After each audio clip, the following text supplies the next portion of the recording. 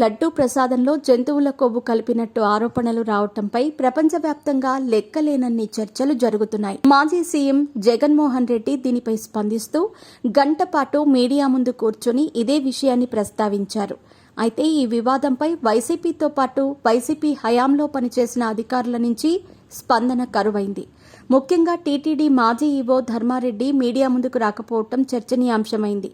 ధర్మారెడ్డి హయాంలోనే నెయ్యి కొనుగోళ్ల కాంట్రాక్టులో మార్పు జరిగిందని, ఏదైనా ఆయనే మీడియాతో మాట్లాడాలని డిమాండ్స్ పెరుగుతున్నాయి. అంతేకాదు, జగన్ కంటే ధర్మారెడ్డి మాత్రమే ఈ కేసుపై మరింత సమాచారం ఇవ్వగలరని, ఈ విషయంపై అతనికి మొదటి సమాచారం ఉంటుందనే అభిప్రాయాలు వ్యక్తమవుతున్నాయి. కానీ ఈ గొడవ మొదలైనప్పటి నుంచి ఒక్కసారి కూడా మీడియా ఎదుటకి ధర్మారెడ్డి రాలేదు. గతంలో ధర్మారెడ్డి క్యూరియస్ కేసుపై ఏపీ విజిలెన్స్ విభాగం విచారణ చేపట్టింది. బడ్జెట్ అనుమతులు లేకుండానే సివిల్ వర్క్ కాంట్రాక్టులను ధర్మారెడ్డి కేటాయించటం వివాదంగా మారి ప్రభుత్వానికి ఫిర్యాదులు అందాయి. ఇప్పుడు ఈ లడ్డూ వివాదం అందరినీ ఆకర్షిస్తోంది. అయితే ఇప్పటి వరకు ఈ ధర్మారెడ్డి జాడలేదు. ఇండియన్ డిఫెన్స్ ఎస్టేట్ సర్వీస్ ఉద్యోగి అయిన ధర్మారెడ్డి 2019లో వైసీపీ అధికారంలోకి రాగానే ఏపీకి డిప్యుటేషన్పై వచ్చారు. టీటీడీ ఈవోగా ధర్మారెడ్డి పనిచేసిన సమయంలో అధికార పార్టీ నేతలను పట్టించుకోలేదని ఆరోపణలున్నాయి. ఏపీలో అధికారం మారిన తర్వాత ధర్మారెడ్డి పదవి విరమణ చేశారు.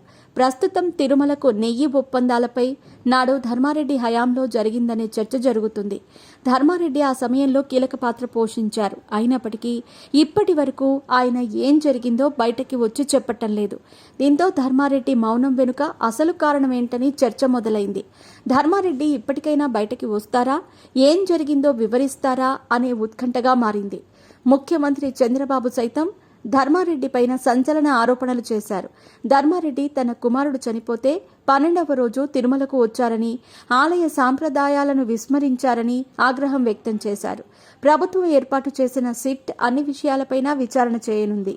అందులో ధర్మారెడ్డిని సైతం విచారించే అవకాశం ఉంది.